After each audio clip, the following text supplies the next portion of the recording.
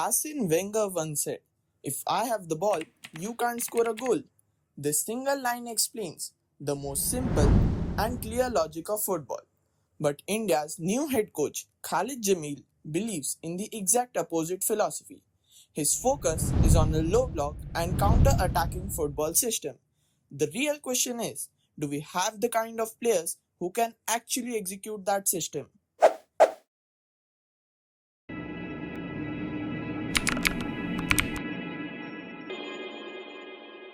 Khalid Jamil is a defensive minded coach. He wants his team to stay compact, deny the opponent any space, and then suddenly launch counter attacks. It's the same model that Diego Simeone's Atletico Madrid has mastered over the years. But here's the difference: Simeone has the players who can execute those lightning fast transitions to perfection. In India, the situation is very different. If we look at India, pace is the main weapon of a counter attack, and that's exactly what we lack. We have very few wingers and forwards with that raw burst of speed. Meanwhile, Atletico Madrid today have players like Alex Baina, Thiago Almada, and Raspadori, guys who can break an entire defense with just one pass or run. Simeone's team moves like a unit, quick, sharp, and ruthless, and strikers like Alvarez, who's unpredictable, and Sorloth, who finishes counters with strength and direct runs, complete the system. That's the difference. They have pace and tactical maturity, and we don't.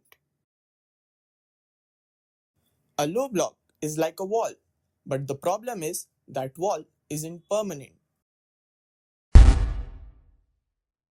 No matter how disciplined you play or how much pressure you absorb, one mistake, one lapse in concentration, and the goal is inevitable.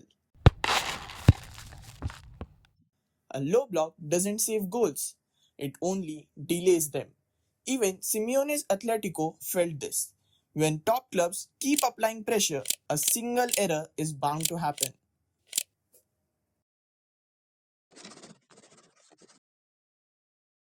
It's not just about pace, there's also a huge gap in synergy and football IQ. Let's take a few defensive examples. Here, the Iranian team is on a counter attack. They are forming a 5v4 against our defensive line.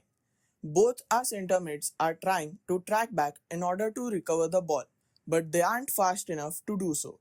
The Iranian player continues to carry the ball in order to find the perfect pass.